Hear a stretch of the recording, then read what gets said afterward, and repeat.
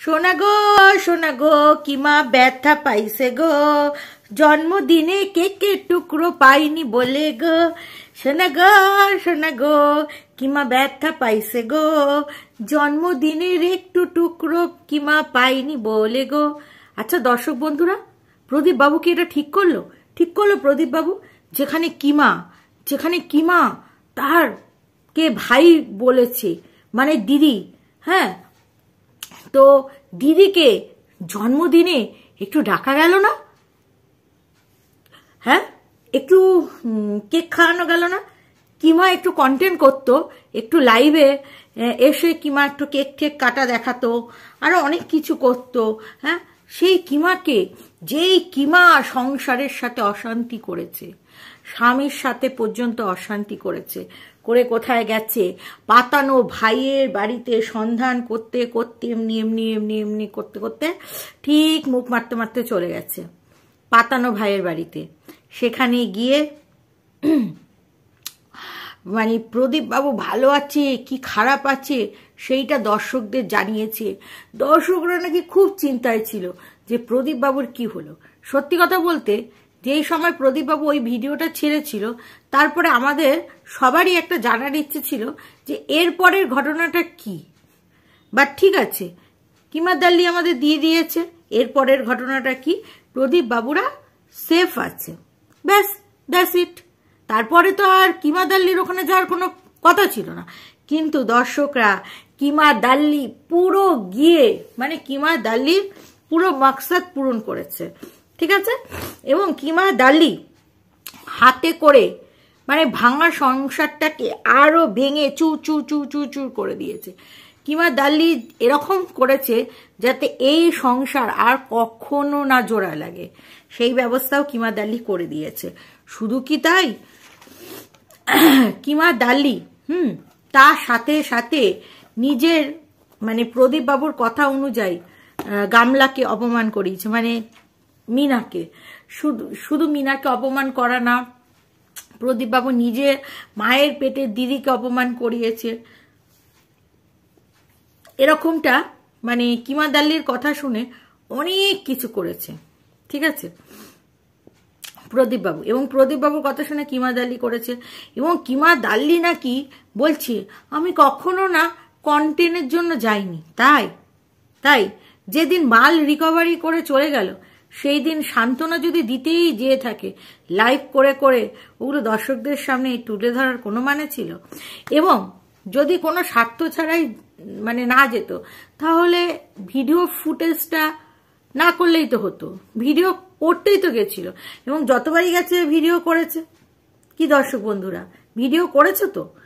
এখন বলছে যে আমি ওদের ফিল করানোর চেষ্টা করেছি যে আমি একটা ক্রিয়েটার না, আমি পরিবারের লোক। ওই জন্য প্রদীপ বাবু আগে দিচ্ছে, হ্যাঁ প্রদীপ বাবুর বাড়িতে যাচ্ছে, খবর নিচ্ছে, এবং এইটাকে দীর্ঘায়ু করার জন্য ভিডিওটা আগে করা যাবে না, ভিডিওর সাথে তালে তালে করতে হবে। মানে প্রদীপ বাবু আগে ভিডিওটা ছাড়বে, ছেড়ে ভিউ তুলে নেবে, তার 1 ঘন্টা পর আমি ছাড়লাম কি 8 ঘন্টা পর আমি ছাড়লাম, ঠিক আছে। যদি আমি প্রদীপ বাবুর আগে ছেড়ে দিই, তাহলে প্রদীপ বাবুর ভিডিও দেখার ইন্টারেস্টটা মানুষের মধ্যে কমে যাবে, এবং কমে যাবে বলেই আর কিমা দাল্লির তখন প্রদীপ বাবুর মানে একটা মনের মধ্যে জাগতে পারে, সেই কারণে কিমা দাল্লি কিন্তু ছাড়েনি।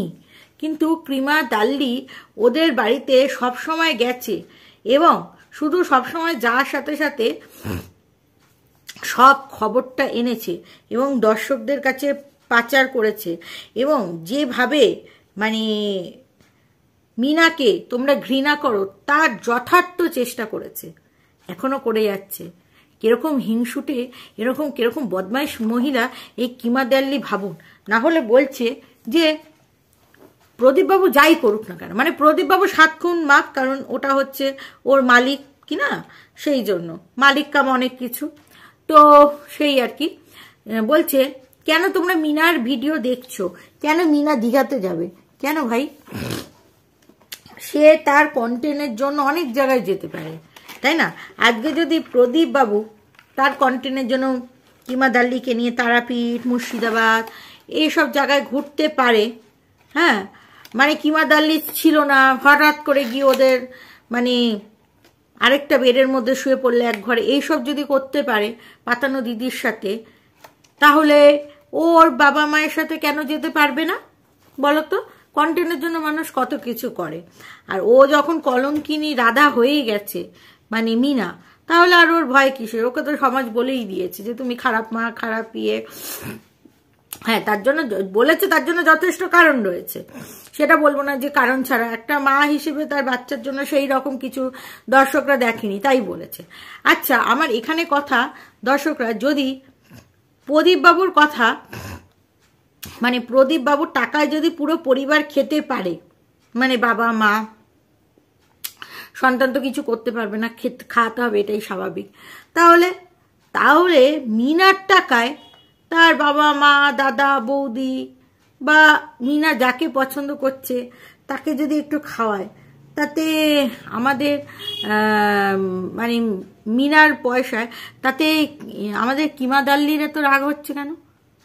কিমা দাল্লির রাগের কারণটা কি? মানে মিনার পয়সাগুলো কি কিমা দাল্লিকে দিলে কিমা দাল্লি বেশি খুশি হতো? হ্যাঁ, যখন মানে মিনা হাজার হাজার টাকা রোজগার করেছে এবং ওদের কথা অনুযায়ী ওর ব্যাংক ব্যালেন্স কিছুই ছিল না, এত টাকা রোজগার করার পরও ওদের ব্যাংক ব্যালেন্স কিন্তু কিছুই ছিল না, সেইখানটায় দাঁড়িয়ে ও যদি ওর বাবা মাকে খাওয়ায় তা তো অসুবিধা কি?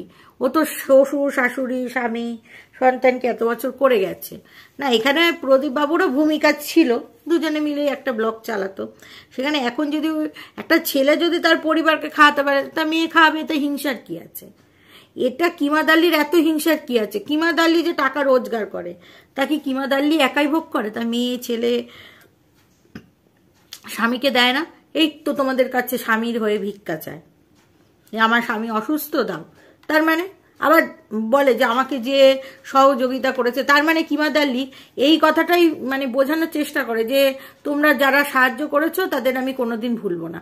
মানে তার স্বামী আবার বলছে যে আমি যে এতটা স্বামীর চিকিৎসার জন্য সাহায্য পাবো এটাই আমি ভাবতে পারিনি গো, আমি খুব আপ্লুত। তার মানে কিমা দাল্লির যে আজকে কিমা দাল্লি যেইভাবে ভাইরাল হয়েছে, নোংরাভাবে ভাইরাল হয়েছে, যেইভাবে ভাইরাল হয়েছে, বাট ভাইরাল হয়েছে তো, এবং এই টাকাটা তার পরিবারকে দিচ্ছে না, তাহলে মিনা কেন তার পরিবারকে দিতে পারে না? ওদের মিল হয়ে যাক, স্বামী স্ত্রীর মিল হয়ে যাক, একসাথে সুন্দর করে সংসার করুক, সেইটা আমরা চাই, সেই বিষয়টা আলাদা, ঠিক আছে, মিল হয়ে যাক, এটা আমরাও চাই। কিন্তু তার সাথে এই কথাটা কিন্তু কখনোই আসে না দর্শক বন্ধুরা। আসে কি যে গামলার টাকা, এই গামলা কখন কি কানের দুল পড়বে? কেন প্রদীপ বাবু এখন হাফ প্যান্ট, কখনো ফুল প্যান্ট, কখনো এই প্যান্ট ওই প্যান্ট, হ্যাঁ, সেইগুলো পড়ছে, সেগুলো নিয়ে যদি আমাদের কোনো মাথা ব্যথা না হয়ে থাকে, তাহলে ওর টাকায় কটা চুড়ি কিনবে, কি কিনবে, তাতে কি আছে? মেয়েরা অনেকে কেনে, অনেকে পছন্দ করে, অনেকে হাতে টাকা থাকলে সেই টাকা রাখতে পারে না, অনেকে সাজতে ভালোবাসে, রঙিন চুড়ি, রঙিন এই সেই, মানে পরে এই বেলা এই চুড়ি, ওই বেলা ওই চুড়ি, ওই ক্লিপ। আর মিনার তো বয়সটাও তো আমাদের থেকে অনেকটাই কম, ঠিক আছে, 7-8 বছরের আমাদের থেকে যদি কমও হয়ে থাকে, তাহলে সেই মেয়েটি সাজবে না, তাই না? আর তার বৌদির বয়স তো মিনার থেকে আরো ছোট, তাহলে বাচ্চা মেয়েগুলো যদি সাজে তাতে কিমা দাল্লির কি আর আমাদের কি? ওদের টাকায় তো ওরা সাজছে, তাই না? আর নেসেসারি খরচ করুক, যাই করুক। আর ওই ইমিটেশনের জিনিসগুলো ওগুলো বাড়ির পরে আসে, ওগুলো হ্যাবক কিছু দাম হয় না, 30 টাকা 50 টাকা এই সেই। কিমা দাল্লি হিসাব করতে বসেছে, ওদের 5টা মালা কিনেছিল, কি হলো এই হলো। ওদের কাছ থেকে তো অনেক কিছু শেখার আছে, যে যেটা কিনছে সেটা বৌদির জন্য, মায়ের জন্য, মেয়ের জন্য, তিনজনই একত্রে কিনছে এবং ঠাম্মির কথাও মনে করছে, এটাই তো শিক্ষা। অনেকে কিন্তু বাড়ির বয়স্কদের কথা মনে করে না, ভাবে না। ওরা যে ওদের ভিডিওতে ঠাম্মি দূরে আছে, যাই হোক, সেই ঠাম্মি যে আসবে তার কথাটা মনে করে এই যে জিনিসটা কিনছে, এটাই তো অনেক ব্যাপার, তাই নয় কি দর্শক বন্ধুরা? আপনাদের কি মনে হয়? তো চলুন এই ভিডিওটা এখানেই শেষ করছি। তোমরা সবাই ভালো থেকো, সুস্থ থেকো।